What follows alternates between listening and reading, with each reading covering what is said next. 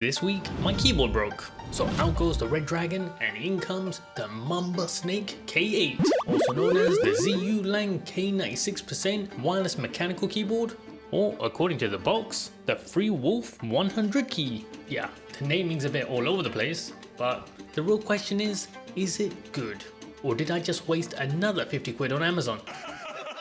Now the box is solid enough, but it's full of jargon, like gasket muffler structure, 100 key layout design, a dual color injection molded keycaps. Okay, there's a picture for this one. Dual color injection molded keycaps, durable, wear resistant, no color loss in long-term use. Alright, so I guess that means for you gamers out there who repeatedly press the same buttons over and over again, hopefully they shouldn't wear out as quick. Or at least that's what the box says. Wait, hold on. Tri-mode connection? Didn't it say dual mode in the front?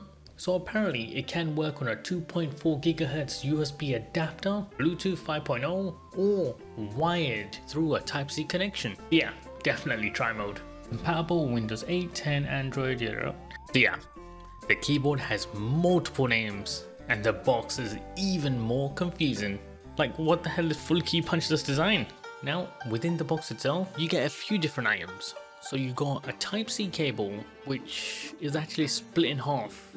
You have USB to this almost headphone-like female adapter, and then the second part of the cable, a Type-C to a male version of that adapter. Now, from what I could see, there's no actual practical reason for it.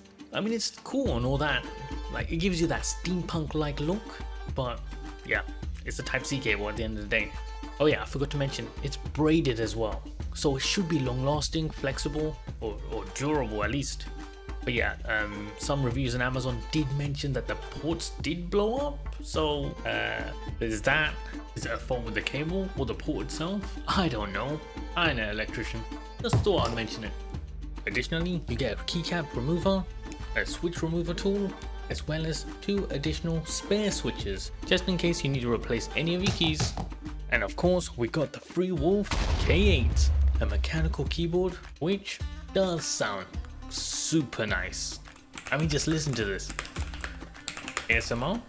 Now the keyboard itself is definitely super clean. At the top, we have a single USB Type-C port for charging and wiring it up.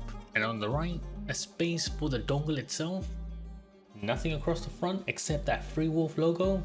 And on the left, we'll find our quick toggling system, so you can instantly switch between the USB dongle, Type-C connection, or Bluetooth. Just flip it into position and off you go. Now, I do love this double accented color design, with sky blue and navy used to accentuate the keyboard. It really adds to that retro look, and typing away with that mechanical feeling under your fingertips, it honestly does feel like a typewriter. And of course, just like any other keyboard, you can fully adjust the tilt. You have 2 different sets of feet that you can flip out to get the perfect angle for you.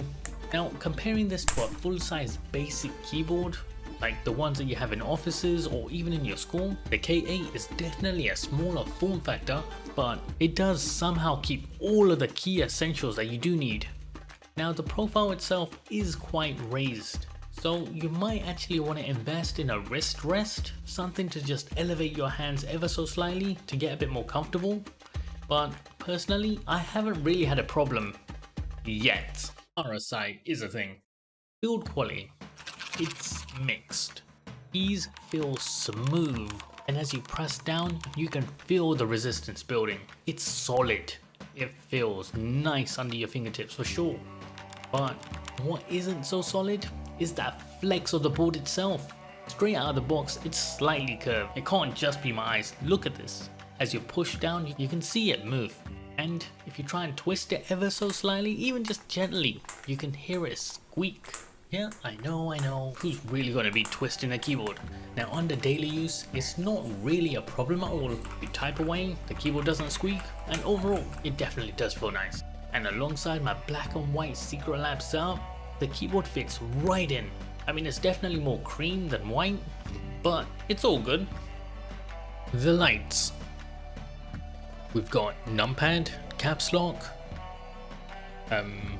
W,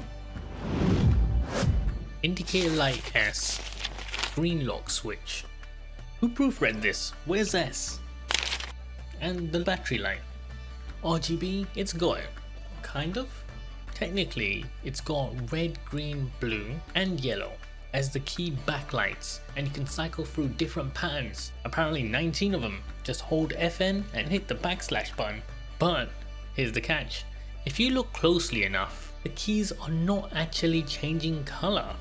Each of the keys don't actually have RGB LEDs behind them.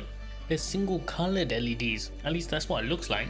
You can adjust the brightness levels, the speed of the patterns, but it doesn't actually seem like you can change the colors. I mean, I don't know, is it just me?